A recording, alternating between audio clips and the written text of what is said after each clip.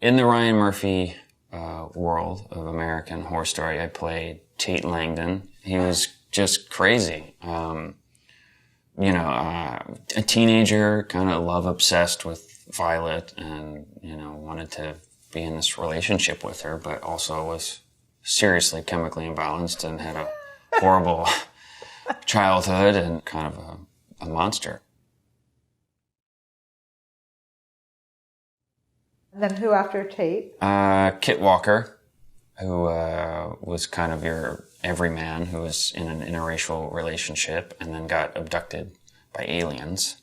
He came back seemingly insane to everybody else, but he was just sort of living his truth. And he was, put in an insane asylum. Then it was Kyle, who we called Franken Kyle. He's this college frat guy and then gets in an accident and then gets sewn back together and brought back to life, sort of as this kind of Frankenstein monster who has to relearn how to talk and walk. And then it was Jimmy Darling, who had the lobster hands. The lobster hand. That was for Freak Show. That was crazy. And then Mr. March for Hotel. He was also insane. And a mass murderer.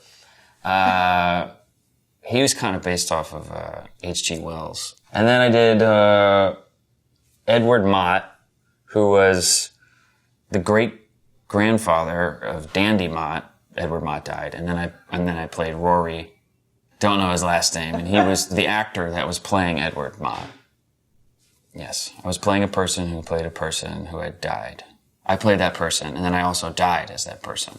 Both of them died.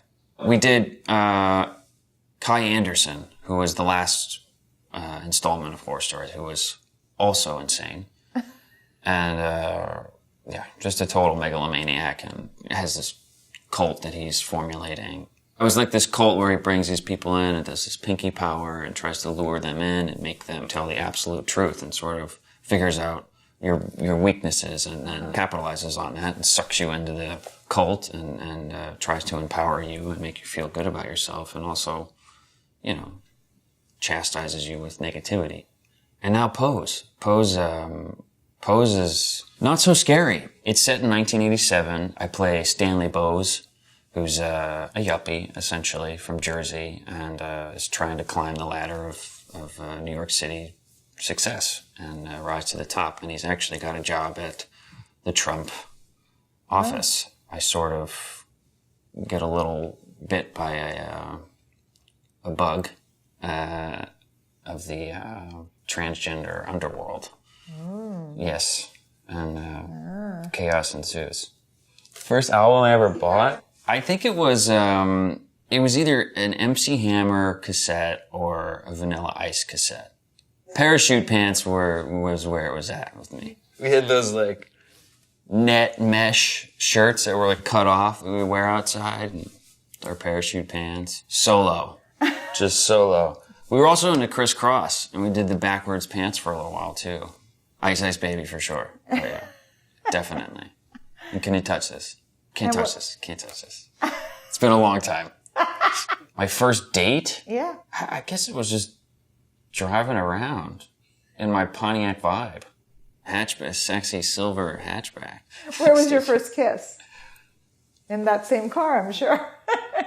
No, it was probably Spin the Bottle back in St. Louis. It's always weird. You got the crush on the one girl, and then you end up getting the other girl, or she gets it for your friend, and you're like, oh, damn, So it's hard to match up with the girl you really want to kiss, but then when you finally do, it's like, oh my God, your chest is pounding, it's a little too wet and weird, and yeah. Well, first it was the Olsen twins, for sure. They kind of got me out to LA. I was like, I gotta meet him. I was a big fan of Shia LaBeouf and Even Stevens, and was like, oh man, I would love to be on the Disney Channel. I met Ashley. She's sweet. I was a little nervous, but she was cool. By that time, I was like, my crush had changed and moved on.